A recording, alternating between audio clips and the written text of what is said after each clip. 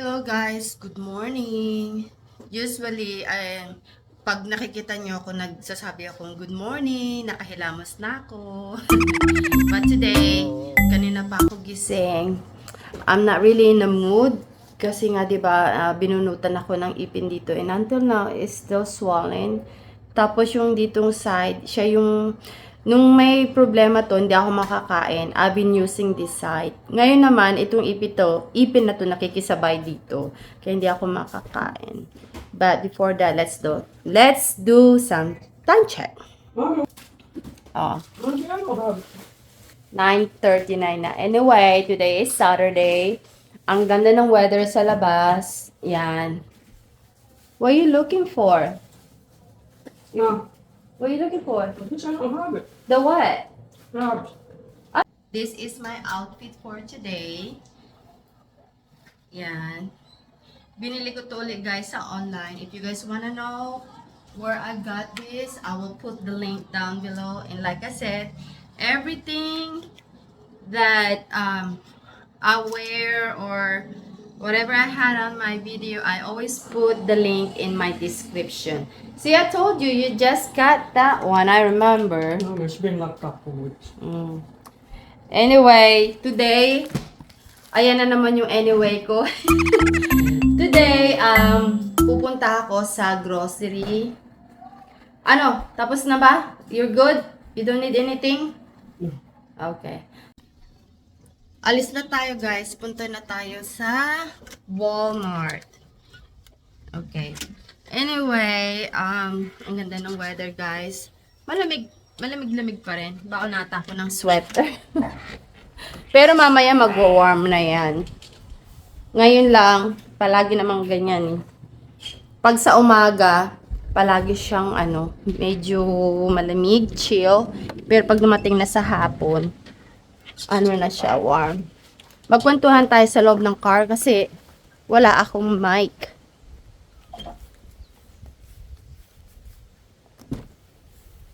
Woo! Malamig-lamig. Today, pupunta tayo sa Walmart kasi maghuhulog tayo ng pera. Sakit pa rin guys. Hindi ako makakain.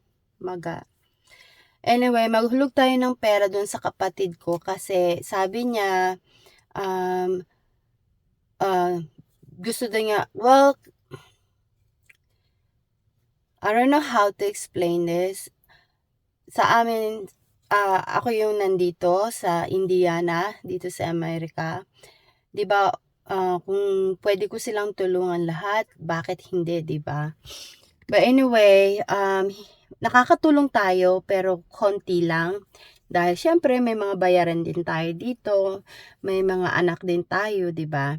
So, natutulungan ko sila sa konti lang, hindi sa malaking-malaking bagay, 'di ba? At least better than nothing kung marunong sila maka-appreciate. But anyway, itong bunso naming kapatid, sabi niya, kasi ano na siya, 'di ba sa Pilipinas guys, ang hirap dahil trabaho, wala kang mahanapang full-time job, tapos minsan makakuha ka ng trabaho, naman, ang laki ng kinakaltas. Tapos kung doon ka sa Manila magtatrabaho, kulang pa yung sahod mo dahil magko-commute ka, tapos bibili ka ng pagkain mo. So, ang hirap. So, anyway, sabi niya, ate, dito na lang ako titira sa probinsya kasi meron kaming bahay sa probinsya. Sabi ko, siguraduhin mo. Sabi ko, kung ano ba talaga yung gusto mo. Kasi sabi ko, binigyan ko siya ng offer. Sabi ko, one-time offer lang to kasi wala naman ako maraming pera, di ba? Sabi ko, this is only one-time offer. Sabi ko, yung ma-afford ko rin syempre, 'di ba? Sabi niya, tricycle. Sabi ko, okay. Sabi ko, tricycle. Pero siguraduhin mo na kaya mong alagaan. Kasi 'di ba maintenance din yun, guys. So, ngayon, umokay na ako doon. Kaya pupunta tayo sa MoneyGram. Maghuhulog tayo ng pera. Kasi sa atin ngayon, daylight, 'di ba? So, sa Pilipinas, gabi pa.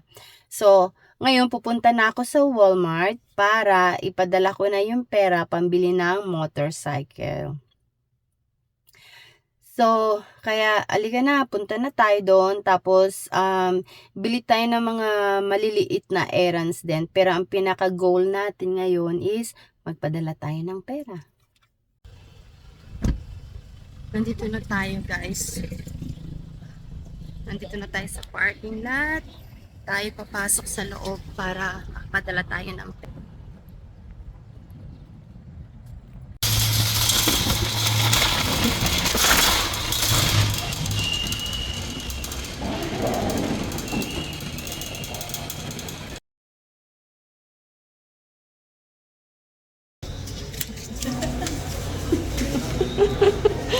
Okay guys, nakapadala na tayo ng pera sa kapatid ko. Nahihirapan akong mag-vlog kanina kasi ayoko naman naging center of attention. So anyway, bili na tayo ng pupunta ako dun sa isang area, like garden area, kasi nga may kumakagat sa akin na mga, alam ko pulgas yun at least, pero wala kaming aso. Ano yun, galing yun sa anduda ko na naman, yung rabbit. I think the rabbit bring may nakita akong damit. I think yung rabbit yung nagbibigay sa akin ng pulgas. Ang dami ko ng kagat guys sa legs ko. O, tingnan nyo. Oh. Itong isa walang gaano, pero ayan oh. Kaya sabi ko, hanina, kailangan patayin ko itong pulgas na to. For some reason, ako palagi yung kinakagat, pero yung asawa ko hindi niya kinakagat. Look at guys. And only $3.98.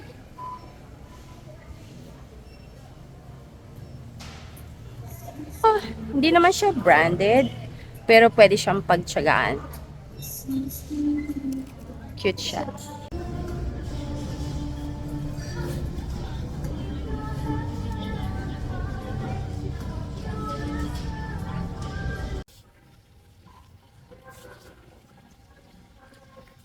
Ito guys.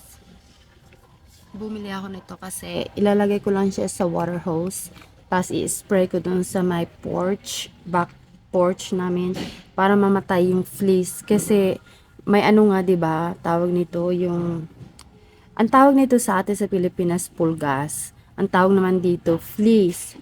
Hindi ko alam, wala naman kaming aso kahit na may, for example, may animal kami. Hindi naman sila katulad ng sa Pilipinas kasi talagang meron silang mga gamot dito sa Amerika. Pero ako, I think kaya meron kami dito sa sa likod ng bahay, sa back porch kasi ang tingin ko mga wild rabbit, mga squirrel. I'm not sure, pero sila yung biniblame ko. Kasi every summer na magigrill doon, tumatakbo kay June, pinapasok niya sa loob, tapos ako lang yung tinitira. Ako lang yung kinakagat, which is not fair. Kaya ito, maglilinis-linis tayo kung may time tayo today.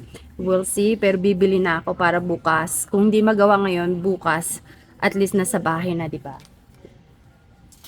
Yan. Tapos bumili rin pala ako nito, guys.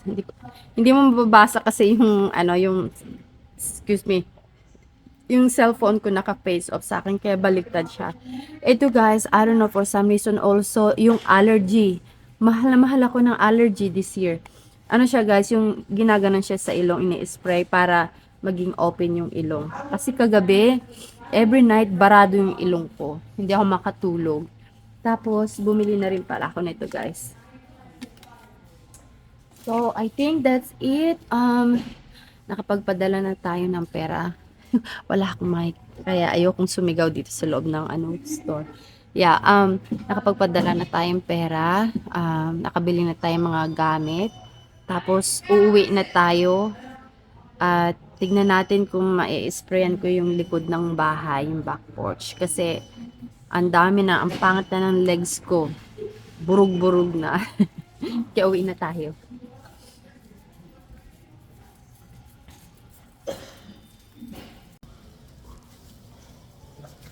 Tapos na tayo guys. Nakapadala na tayo ng pera. In and out lang talaga tayo, guys. Kasi mahirap na pag matagal. Kung minsan, pag ikot tayo ng ikot sa grocery, marami pa tayong makikita, makakagastos pa Oh my tayo. God! Let's go home. Nakawin na tayo ng bahay, guys. Oh. Magagawa daw si Jun ng ano. What do you call that, hon? Oh, yeah. Gagawa daw siya ng crab ragoon kasi nga mamaya, di ba? Pupunta kami dun sa brother-in-law. Ayan.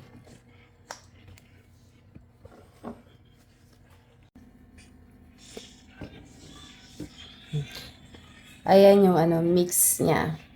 Tapos ayan na yung gagawa niya.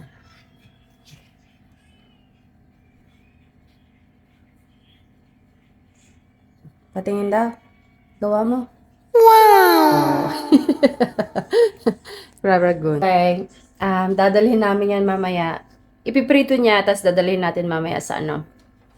Para may sama. Dadalhin namin doon sa brother-in-law ko na bahay. Punta muna tayo dito sa ano, guys.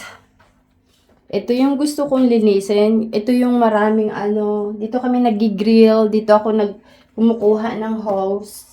Water hose para dun sa garden ko. Tapos, every time lumalabas ako dyan, may nangangagat sa aking flea. So, pulgas yon. Alam ko ang itsura ng pulgas. Kahit wala kaming aso, merong mga ganyan dito sa ano, sa grass. O kaya yung mga squirrel o kaya wild rabbit. Kaya, tignan natin.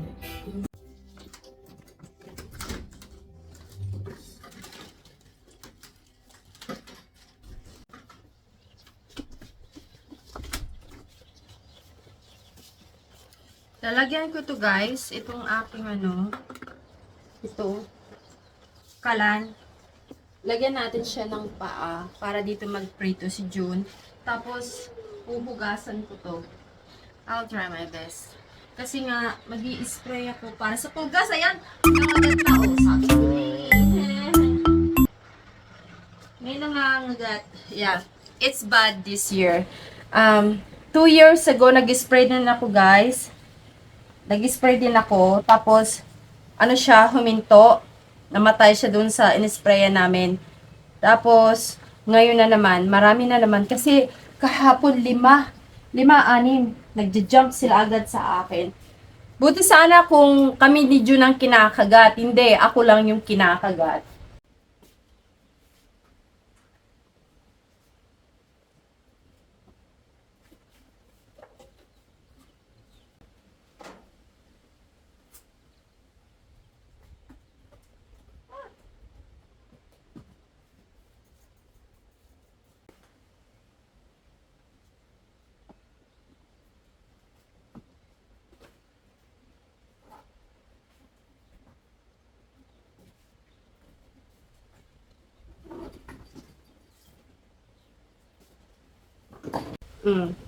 So far, guys, ayan.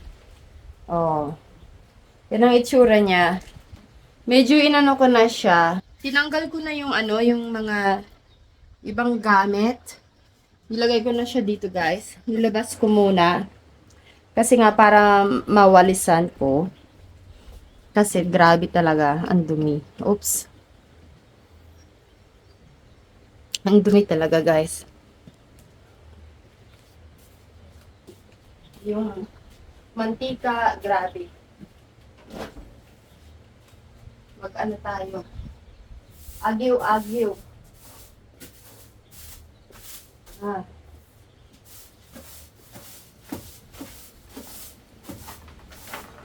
Mamaya, lalagyan ko siya ng,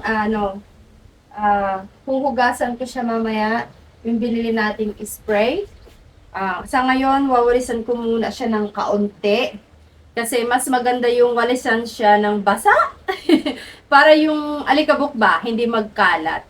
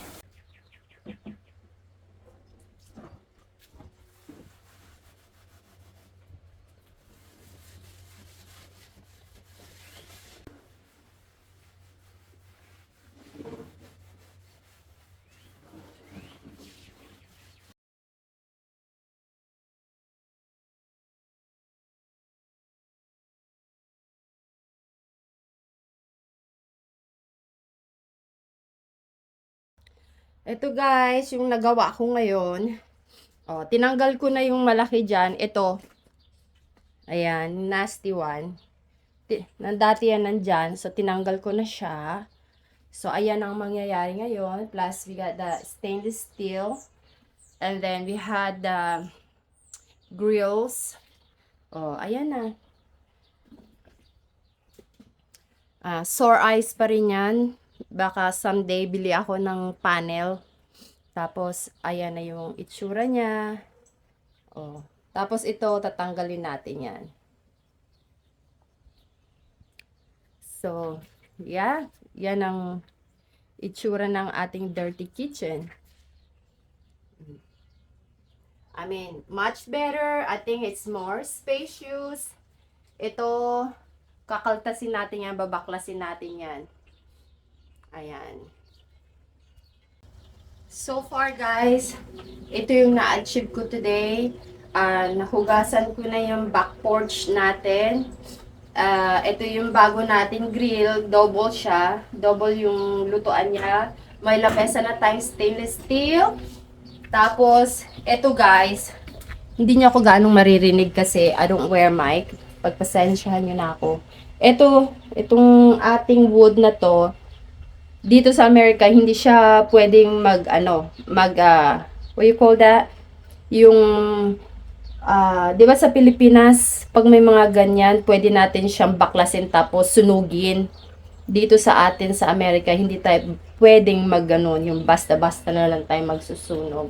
So, ang gagawin natin, tatanggalin natin siya, tapos paunti-unti, pwede natin siyang itapon para makaluwag-luwag tayo. So, that's it for now, guys. Ito lang yung updated ko ngayong Sabado. Kasi magi-spray ako nga, 'di ba, nung pang bugs, yung pang fleas kasi I'm done. I had enough sa lahat ng mga kagat-kagat sa akin. Kaya magi-spray ako tapos naayos ko na rin siya. Ayan na ang ating new dirty kitchen.